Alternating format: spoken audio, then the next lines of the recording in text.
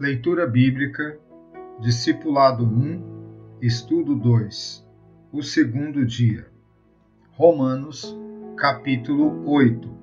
A carne. Portanto, agora, nenhuma condenação há para os que estão em Cristo Jesus, que não andam segundo a carne, mas segundo o Espírito. Porque a lei do Espírito de vida, em Cristo Jesus, me livrou da lei do pecado e da morte.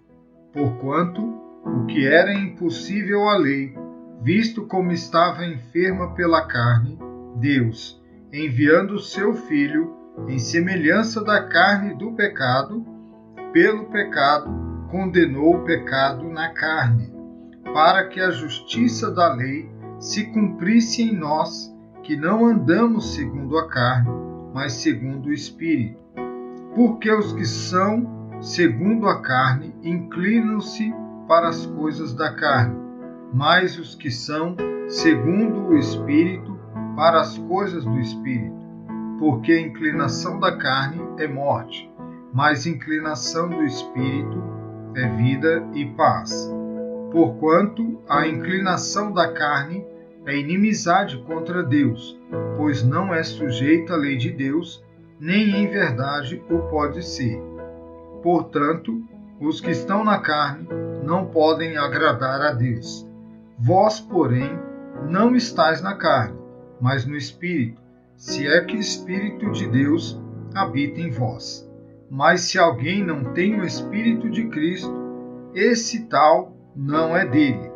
E se Cristo está em vós, o corpo, na verdade, está morto por causa do pecado, mas o Espírito vive por causa da justiça.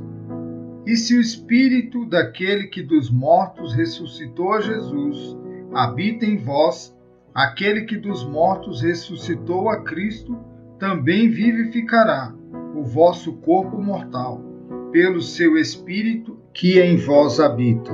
De maneira que, irmãos, somos devedores não à carne, para viver segundo a carne. Porque se viverdes segundo a carne, morrereis. Mas se pelo Espírito modificardes as obras do corpo, vivereis. Porque todos os que são guiados pelo Espírito de Deus, esses são filhos de Deus.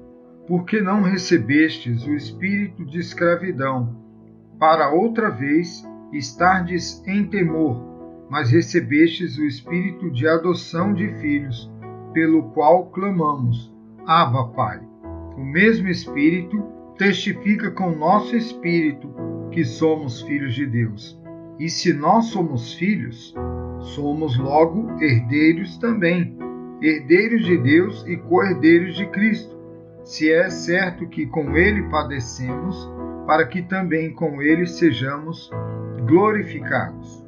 Porque para mim tenho por certo que as aflições desse tempo presente não são para comparar com a glória que em nós há de ser revelada, porque a ardente expectação da criatura espera a manifestação dos filhos de Deus. Porque a criação ficou sujeita à vaidade, não por sua vontade, mas por causa do que a sujeitou, na esperança de que também a mesma criatura será libertada da servidão da corrupção, para a liberdade da glória dos filhos de Deus. Porque sabemos que toda a criação geme e está juntamente com dores de parto até agora. E não só ela, mas nós mesmos, que temos as primícias do Espírito, também gememos em nós mesmos, esperando a adoção, a saber, a redenção do nosso corpo. Porque em esperança somos salvos. Ora, esperança que se vê não é esperança, porque o que alguém vê, como esperará? Mas, se esperamos o que não vemos, com paciência o esperamos. E da mesma maneira, também o Espírito ajuda as nossas fraquezas, porque não sabemos o que havemos de pedir como convém, mas o mesmo Espírito intercede por nós com gemidos inexprimíveis. E aquele que examina os corações sabe qual é a intenção do Espírito, e é Ele que, segundo Deus, intercede pelos santos. E sabemos que todas as coisas contribuem juntamente para o bem daqueles que amam a Deus, daqueles que são chamados por seu decreto.